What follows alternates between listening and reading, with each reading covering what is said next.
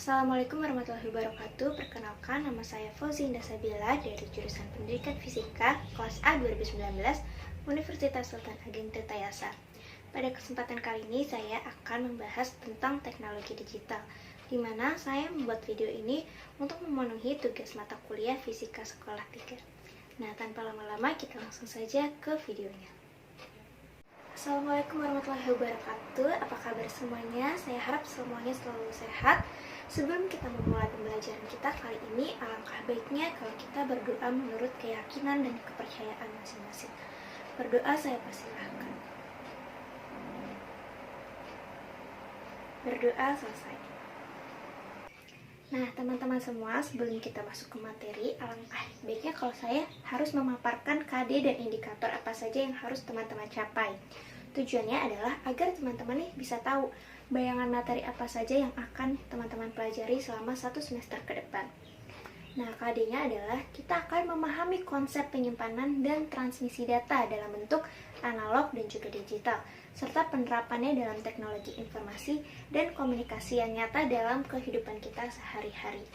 Lalu indikator pencapaian apa saja yang harus teman-teman kuasai? Yang pertama adalah teman-teman akan mengidentifikasi data dan sinyal baik analog maupun digital.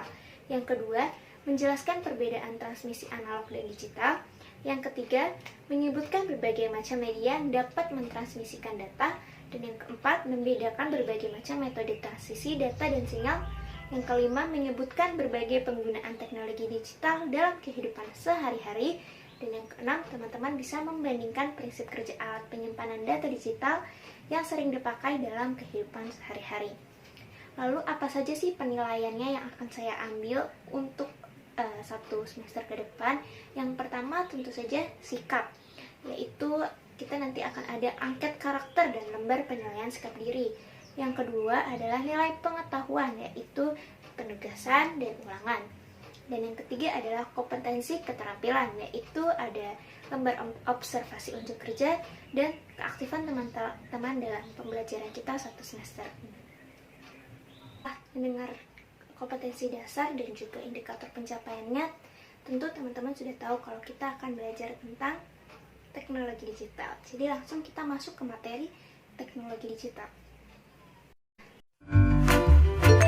Diperkirakan 80% dari total populasi dunia akan menjadi pengguna smartphone di tahun 2021. Di tahun 2015, mobile phone telah mengambil alih fungsi komputer sebagai sumber utama alat mengakses internet. Rata-rata orang menggunakan smartphone mereka selama 3,3 jam sehari. Mereka bukan hanya mengakses sosial media, aplikasi chat, dan game, tetapi ribuan aplikasi. Terdapat peningkatan jumlah pengguna perangkat mobile sebesar 91% dalam proses transaksi online, mulai dari penelitian hingga transaksi pembelian. Seluruh aspek kehidupan kita tidak lepas dari perangkat mobile. Apa artinya bagi bisnis Anda? Ini berarti konsumen ingin terhubung dengan Anda melalui mobile apps. 68% dari pengguna mobile telah terhubung dengan brand via aplikasi.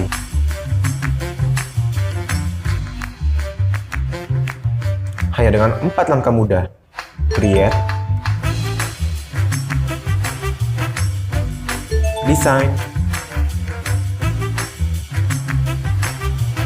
konten, dan publish. Ayo buat apps-mu sekarang. Kompro Engineering Tomorrow. Teman-teman tentu sudah tahu kan apa sih teknologi digital itu, bagaimana menurut teman-teman? Karena teman-teman pasti menonton video ini melalui YouTube dan kuota internet dan juga pakai gawai seperti ponsel ataupun laptop. Betul? Nah, apalagi di era seperti ini yang kita pandemi COVID-19, teknologi itu udah nggak asing lagi pasti di mata teman-teman. Pasti teman-teman udah semakin pandai menggunakan teknologi karena kita harus dituntut untuk selalu menggunakan internet, ponsel, dan aplikasi-aplikasi lainnya. Jadi teman-teman, teknologi komunikasi digital adalah teknologi yang menggunakan basis sinyal elektrik komputer dalam programnya. Nah, sinyal digital ini bersifat terputus-putus dan menggunakan sistem bilangan biner. Nah, bilangan biner ini yang akan membentuk kode yang merepresentasikan suatu informasi. Kode-kode ini yang kemudian akan diolah salah satunya menggunakan komputer. Misalnya aja nih, gambar yang diambil menggunakan kamera diubah menjadi bentuk digital dalam satuan piksel. Pasti teman-teman tahu kan, megapiksel gitu. Nah, satuan terkecil data yang disimpan digital dinyatakan dengan 1 bit. Apa yang muncul di benak kalian ketika melihat alat-alat ini? Betul sekali, alat-alat ini merupakan contoh-contoh alat teknologi digital. Contoh alat yang mengandalkan sistem digital antara lain adalah MP3, DVD player, kamera digital, internet. Nah, sinyal digital analog dan tentu saja peralatan yang berkaitan pada umumnya tidak saling kompatibel. Hal ini mengharuskan hubungan antara analog ke digital dan digital ke analog yang membutuhkan proses konversi. Nah, ini akan membantu kita menggunakan peralatan yang berbasis analog dan digital dalam keseluruhan. Selanjutnya adalah transmisi data. Nah, transmisi data merupakan suatu proses pengiriman data dari sumber data ke suatu penerima data menggunakan media komputer ataupun elektronik. Adapun dalam transmisi data ini ada beberapa bagian penting yang terdapat di dalamnya, yaitu sinyal dan modulasi, media transmisi data, arah transmisi data, dan mode transmisi data. Yang pertama, sinyal dan modulasi, yaitu merupakan gelombang elektromagnetik yang digunakan untuk mentransmisikan data atau informasi dari suatu tempat ke tempat lainnya. Sinyal dikelompokkan menjadi dua, yaitu sinyal analog dan sinyal digital. Sedangkan modulasi adalah penggabungan bentuk sinyal data dan sinyal pembawa atau carrier untuk mentransmisikan informasi dengan tujuan efisiensi dan meminimalisir noise atau derau. Yang kedua ada media transmisi data. Nah, media transmisi data merupakan media yang digunakan untuk mengirimkan data sehingga dapat menghubungkan pengirim dengan penerima data tersebut. Nah, media transmisi data berupa guide transmission, media yang menggunakan sistem kabel, dan unguided transmission media yang menggunakan sistem gelombang elektromagnetik. Arah transmisi data sendiri merupakan proses yang menjelaskan bagaimana arah kontak transmisi data yang terjadi antara pengirim dan penerima data. Arah transmisi data dibagi menjadi 3, yaitu simplex, half duplex, dan full duplex. Dan yang terakhir, mode transmisi merupakan suatu proses atau metode dalam melakukan transmisi data dari suatu media atau alat menuju media atau alat lainnya. Nah, mode transmisi ini mempengaruhi banyaknya jalur media transmisi yang digunakan. Mode transmisi ini dibagi menjadi 2, yaitu serial transmission dan parallel. Terdapat 2 sinyal dalam transmisi digital, yaitu sinyal analog dan sinyal digital. Nah, sinyal analog sendiri adalah sinyal data dalam bentuk gelombang yang muncul secara kontinu, yaitu sinyal analog mengubah informasi dalam bentuk karakteristik gelombang sinusoidal. Nah, 2 karakteristik terpenting dalam sinyal analog adalah adanya amplitudo, fase, dan frekuensi. Sedangkan sinyal digital sendiri adalah sistem bilangan yang biasa digunakan, yaitu desimal, biner, oktal, dan heksadesimal. Jalur transmisi data, yaitu suatu alat yang mampu mengirimkan informasi dengan menggunakan peralatan yang lain. Nah, jalur transmisi data ini dibagi menjadi 3 macam, yakni multicast, broadcast, dan unicast. Nah, multicast sendiri adalah suatu proses komunikasi terjadi melalui satu alat dengan alat lainnya. Dalam proses ini, masing-masing alat atau media yang terhubung dapat berkomunikasi menggunakan alat yang menghubunginya. Contohnya adalah server yang digunakan untuk mengakses internet. Nah, server tersebut mampu melayani beberapa komputer yang terhubung dengan media. Dan dalam proses ini, komputer yang dihubungi mampu memberikan respon balik terhadap server tersebut. Yang kedua adalah broadcast. Nah, pada proses ini, dalam pengiriman data atau informasi dari suatu alat ke alat lainnya. Dalam proses ini, alat yang menerima informasi tidak bisa memberikan respon balik terhadap alat pengirim data atau informasi. Contohnya adalah pemancar radio, pemancar televisi, ataupun email menggunakan mailing list. Nah, yang terakhir ada unicast. Unicast sendiri adalah kontak informasi yang terjadi pada suatu alat dengan satu alat lainnya. Misalkan sewaktu menggunakan telepon. Nah, ketika salah satu telepon digunakan untuk menghubungi salah satu telepon yang lain, maka selain kedua telepon yang berhubungan tersebut tidak dapat menghubungi salah satu dari telepon yang sedang terkoneksi atau terhubung. Kayak kalau kita nelfon di WhatsApp aja gitu, kan pasti ada tulisan bla bla is on another call. Selanjutnya adalah media transmisi. Nah, media transmisi sendiri adalah media yang menjadi penghubung antara pengirim dan penerima informasi atau data. Media transmisi ini diklasifikasikan menjadi dua, yaitu kabel dan nirkabel atau wireless. Nah, kabel ini adalah atau fisik media yang didesain dengan bentuk tertentu agar dapat menyalurkan sinyal transmisi. Media transmisi ini dapat dilihat dan diraba. Jika dilihat dari penempatannya, media transmisi fisik terbagi menjadi dua, yaitu media atas tanah dan media bawah tanah.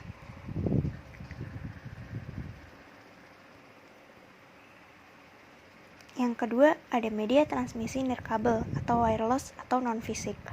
Nah, dari namanya aja tuh udah wireless atau nirkabel atau non-fisik, berarti media yang tidak memiliki bentuk nyata, hanya berupa gelombang elektromagnetik yang menggunakan kawat atau wireless.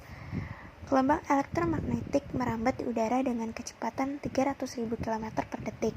Nah, getaran suara di telepon berubah menjadi getaran listrik selama siaran. Dan ketika ditargetkan, itu diubah menjadi gelombang suara yang dapat didengar. Contohnya tuh kayak gelombang mikro, satelit, gelombang radio, infrared. Kalau gelombang fisik contohnya ada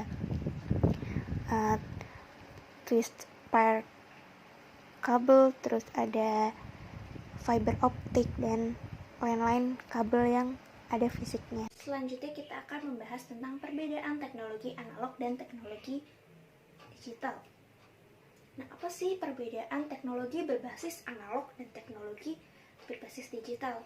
Nah, perbedaan analog dan digital terdapat pada bagaimana penyimpanan data dan bagaimana proses penyebarannya. Waduh, bagaimana tuh ya?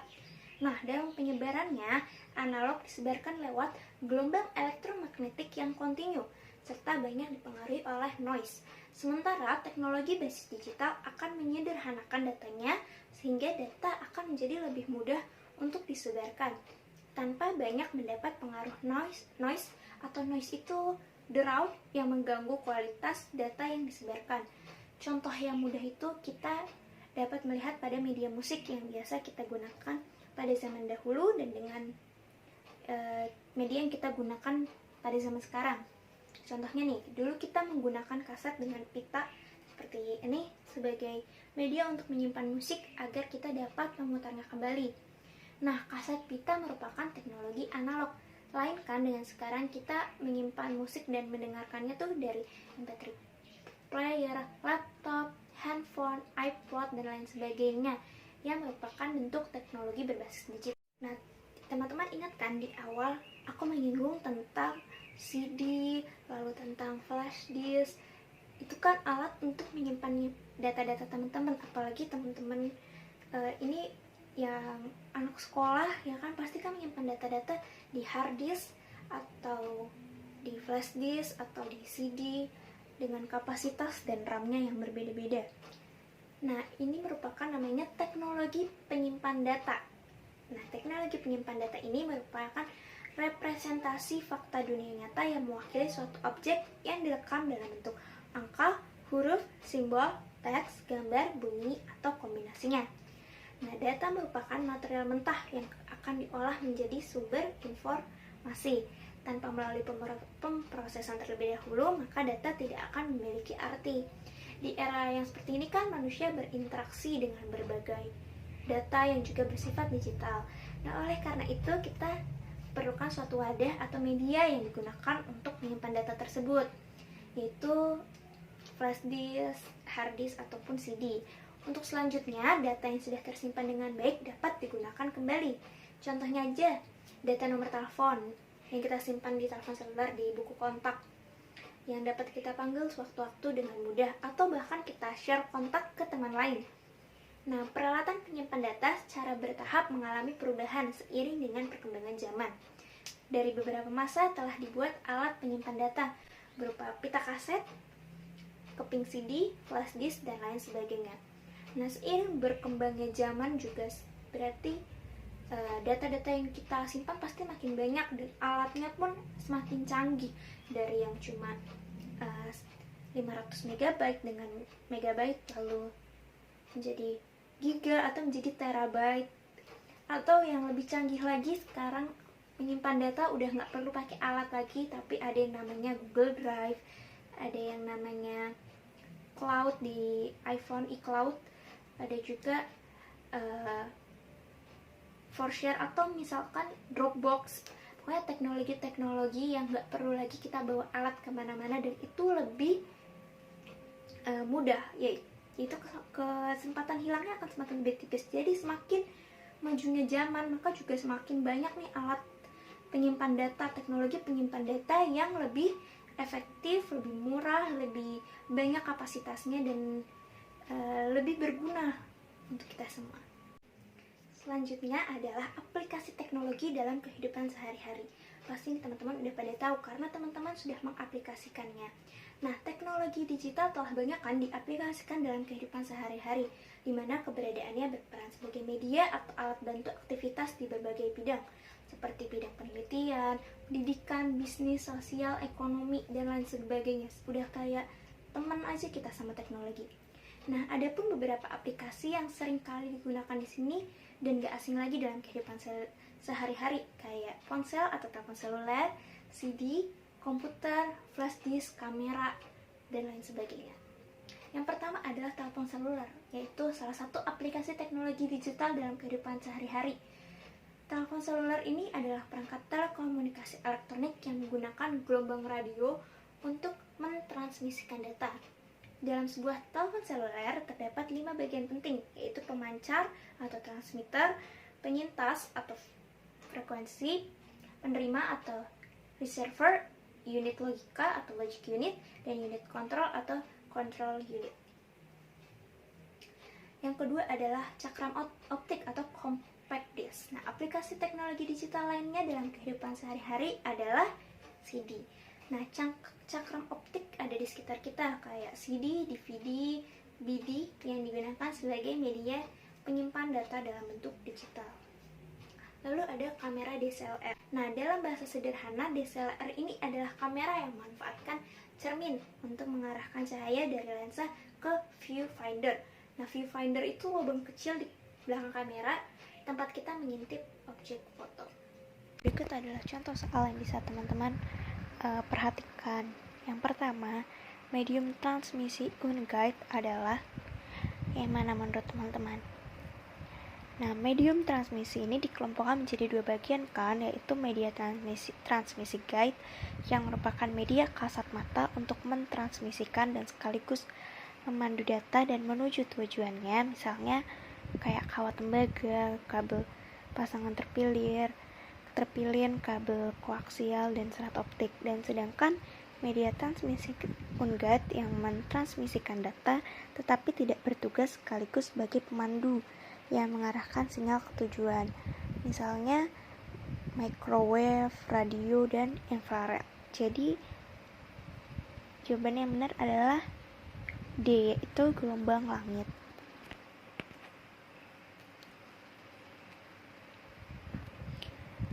Lalu yang kedua, pesan-pesan telepon dapat ditransmisikan melalui cahaya tampak.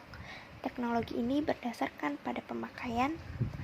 Nah, saat ini kan kita tahu ya kalau cahaya sebagai media komunikasi, yaitu data dibawa oleh cahaya, dan untuk menyalurkannya diperlukan suatu jenis kabel yang khusus yang disebut sama serat optik. Maka dari itu jawaban yang benar adalah B, kabel serat optik. Terima kasih teman-teman sudah menonton video pembelajaran ini sampai akhir.